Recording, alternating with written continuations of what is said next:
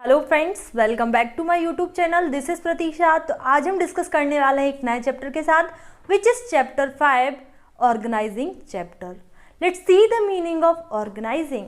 Organising means to say organise the things, और we can say provide everything to the business which is essential or which is required for its functioning, like raw material, land, labor, capital, entrepreneur. Okay, these are the things which is required to perform the business activities. Now coming to the meaning, or we can say now coming to the definitions of organizing. Organizing can be said, organizing means identifying and grouping the activity. Identifying the activity and group the people in the organizations. Identify करना activity को और group करना people को organisation के अंदर, and divide the work और allocate the work among the different individuals. Okay, smaller task में work को डिवाइड करना डिफरेंट इंडिविजुअल में as per the ability and a capability of a individual to perform the work.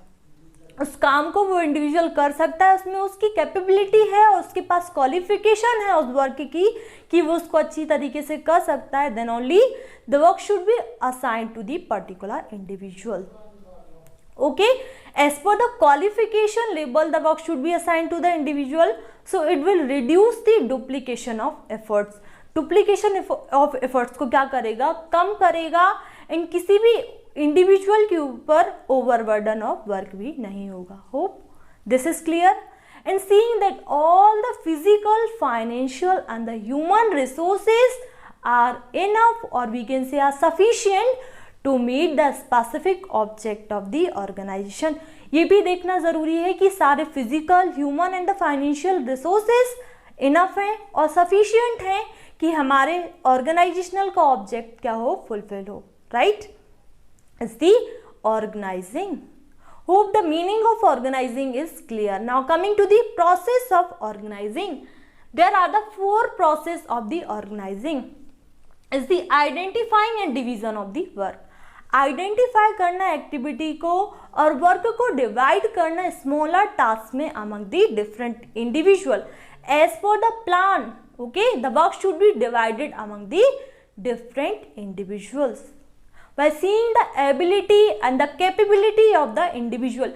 क्या वो individual उस काम को कर सकता है, उसके अंदर उसकी एबिलिटी है कि उसके अंदर वो स्किल्स हैं कि वो इस पर्टिकुलर जॉब को अच्छी तरीके से कर सकता है। Right, if the work is to be divided और allocated in the smaller task, अगर कोई भी वर्क स्मॉलर टास्क में असाइन किया जाए डिफरेंट इंडिविजुअल को, तो ये डुप्लीकेशन ऑफ एफर्ट्स को क्या करता है, कम करता है, रिड्यूस करता है। Right, and it avoid the overburden. Overburden किसी भी सिंगल इंडिविजुअल के जो ऊपर रहता है उसको भी अवॉइड करता है। राइट, ओवरबर्डन का चांसेस हमेशा अवॉइड करता है। Right, if the work should be divided among the different individuals, so it will lead to specialisation. ये क्या करेगा, स्पेशलाइजेशन क्रिएट करेगा एक स्पेसिफिक फील्ड में। Right, so the identification and the division of work is clear.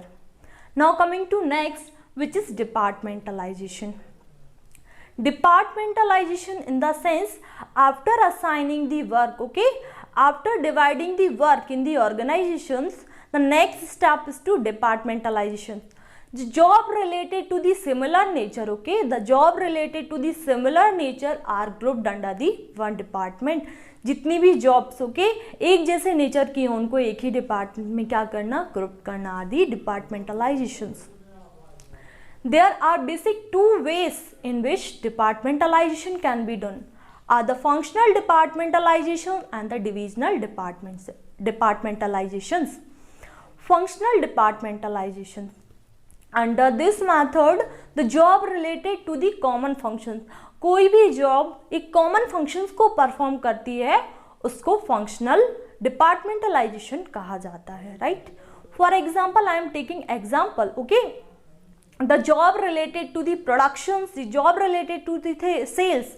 तो job related to the production अगर वो एक कॉमन फंक्शंस परफॉर्म कर रही है कोई भी, तो उसको एक ही डिपार्टमेंट में क्या करना, ग्रुप करना, is the functional departmentalisation. Production से रिलेटेड कोई भी कॉमन फंक्शंस परफॉर्म कर रहा है तो एक ही डिपार्टमेंट में उसको ग्रुप करना है. Same taking the example of sales. Okay, the functions related to the sales, all the functions related to the sales are grouped under the one department. Okay, is the functional departmentalization. Coming to next, which is divisional departmentalizations.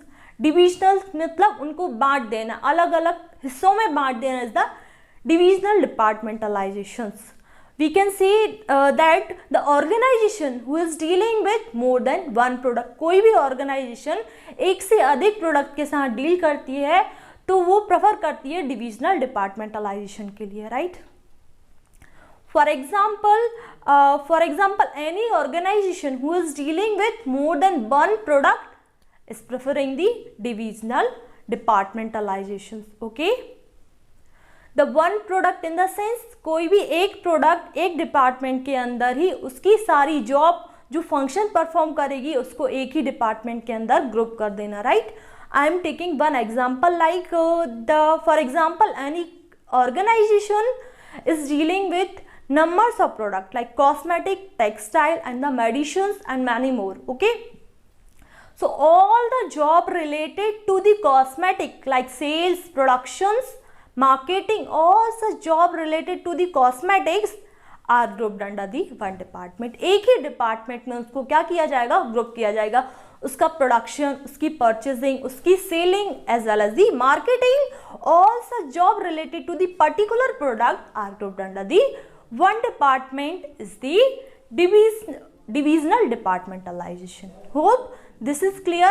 Now coming to next, which is assignment of duty. Yes, assignment of duty in the sense after grouping, okay, after dividing the activities or after dividing the work in the departmentalization, different departments बना दिए गए हैं, उनमें work को assign भी कर दिया गया है. Okay, after assigning the work the next duty is to give the duties to the different individual. Okay, to assign the duties to the different individual. How we are going to assign the duties to the different individual? While seeing that is they are able to perform that work in the full effective and the efficient way. Okay, ये भी देखना ज़रूरी है कि उनके अंदर वो skill है, उनके अंदर वो कैपेबिलिटी है और एबिलिटी है कि उनके पास ऑल सच क्वालिफिकेशन है उस वर्क को परफॉर्म करने के लिए. ये देखना ज़रूरी है. Then only we are going to assign them a work, or then only we are going to give them any responsibility. Okay, the work should be assigned to the employees or the work should be assigned to the different individual by giving them a job descriptions. We have to give a job descriptions. इस job description के अंदर clearly state रहता है कि how much the responsibility and the authority is given to the particular individual, right, in the job description. Hope the assigning of duty is clear. Now coming to next is the establishing the reporting relationship.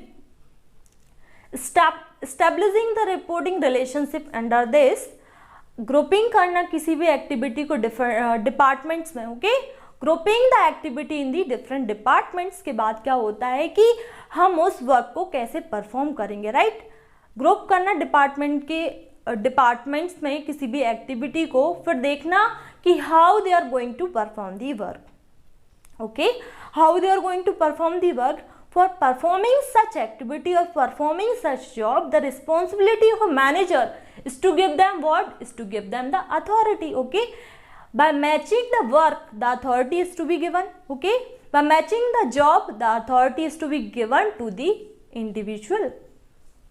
कि उसको किस तरीके का work assign किया गया है उसी तरीके का उसको अथॉरिटी भी देना जरूरी है. Okay, the authority should not be more than the responsibility. अगर अथॉरिटी रिस्पॉन्सिबिलिटी से ज़्यादा रहेगी तो it will lead to create conflict. Okay, it will lead to create conflict और उस अथॉरिटी का वो क्या कर सकते हैं, एम्प्लॉयज उसका मिसयूज कर सकते हैं, right.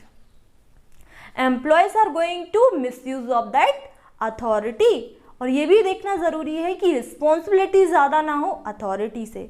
The authority and the responsibility के बीच में प्रॉपर मैच हो, बैलेंस हो, okay, before assigning such authority and responsibility to the subordinates, right? It create what? It create the superior and subordinate relationship. Who has to report whom? In the sense, ये relationship बनाता है कि superior कौन है and subordinate कौन है. Who has to report to whom? Okay? Subordinate has to report to his superior, right? जिसके पास ज़्यादा से ज़्यादा अथॉरिटी रहती हैं वो सुपीरियर कहलाता है, राइट? और जिसके पास कम अथॉरिटी रहती है वो सबऑर्डिनेट कहलाता है. तो एक ऐसा गैप बनाता है, it's not a gap actually, एक रिलेशनशिप इस्टेब्लिश करता है कि कौन किसको रिपोर्ट करेगा, right? A superior has to report to his subordinate, और we can say a employer has to report to his boss for not completion of work और for not completion of his job on time. जितनी भी problems होती हैं किसी भी organisation में for not completion of any work, है ना, तो they have to report to whom, they have to report to their boss और they have to report to their superior. They have to follow a proper scalar chain. Okay, they have to follow a proper scalar chain, right? So all the process of organizing is clear. We already discussed the meaning and the process of the organizing. Please keep watching this video. Please like, share and subscribe my channel.